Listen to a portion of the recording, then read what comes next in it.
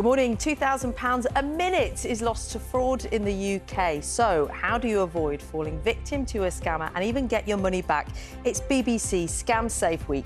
We take a look. Now, it's estimated that 1 in 10 people fell victim to a scam last year, with fraud costing the economy an estimated £1 billion and causing, of course, severe stress and financial harm to countless households. And this week, the BBC is shining a spotlight on those scams and the measures in place to try and stop them. And, Nina, we can all learn a little bit from this, can't we? I think so. We're going to have a big conversation around it. It's one of the most common crimes in the UK. It really can happen to anyone. So all of this week across the BBC, we're looking at how to spot a scam and what you can do if you have become a victim. Yes, this morning we're going to talk about the fact that fraud cost the public and the wider economy £1 billion in 2023. Now, have a look at this to show you just how quickly it's happening. This tally from UK Finance is a record of money being lost to fraud since midnight. Look at that. Less than 7 hours in and we're over £800,000. That's £2,000 lost every single minute. We'll keep going on that count throughout the week because preventing and spotting scams is a theme across BBC programming all of this week. If you watch EastEnders, you'll have seen Jean receiving a letter telling her she was entitled to £12,000 of pension money that she didn't know about. Here she is calling the number on the letter. No, that's OK. It's Jean Elaine Hale. Do you want my NI number again? No, I've got that, thanks, love. Do people normally call you love? He's northern. They're different up there. Right, I've got it now. Well, I can see that your money's been sat in a fairly poorly performing fund all these years, Jean. Would you be interested in a chat with one of our advisors? They've got a good track record of growing people's money quick. Oh, yes, that's exactly what I want, Carl. Just stay on the line. I'll see if I can put you through. Thank you, Carl. Oh, Jean, there she is, disclosing her personal details, unsure of who she's really speaking to. That's even with Kojo sitting next to her and hearing those alarm bells. We will find out later this week what happens to Jean, but she's not alone in trusting that voice at the end of the phone. And that's just one type of scam to be aware of. So the most common is purchase scams. This could include buying items that don't exist or never arrive. It also covers flights and holiday scams, as well as tickets for concerts or sport events that don't actually exist. Now, that's happened nearly 70,000 times in the first 6 months of this year alone. What about investment scams? Now, that's where a criminal harvests your details by offering a bogus investment opportunity.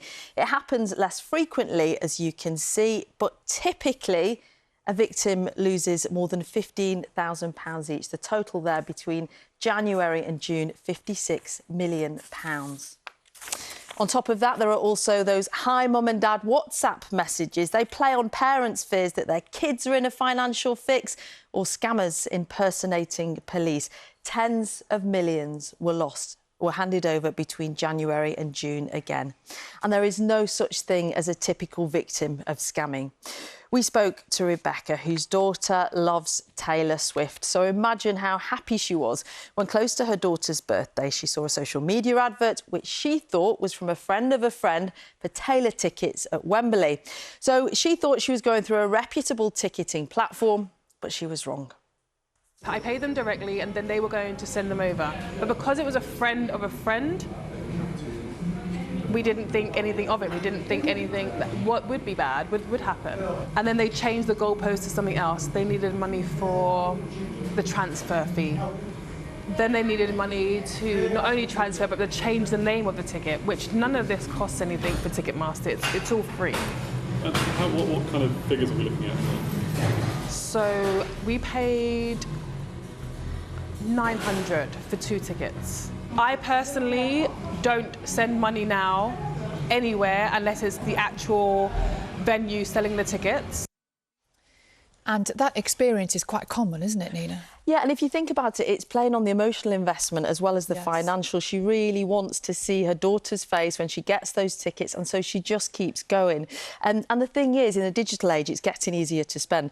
Over the weekend, I was spooling on a social media app. I saw an item of clothing I really liked at a good price, And because we've been looking at scamming ahead of this week, I thought I will just check the contact details. It was in the United States, but also it was a Hotmail address if you wanted to get in touch. And I thought, would a global brand really have a Hotmail email account? So sometimes it's just a case of taking a beat, taking a rest before you make that purchase or hand over any information. The problem is it's getting more sophisticated, and so it's on us really to keep an eye out from it. There is loads of advice online. If you go to bbc.co.uk/scamsafe, and you can report anything also to Action Fraud and to the police. Police do take it seriously. There's lots of details on the site there, and we'll be following it throughout the week. Just looking at it, loads of really good advice. And there's a quiz as well that we've all taken part in and tried to test ourselves. Nina? Why? What's wrong?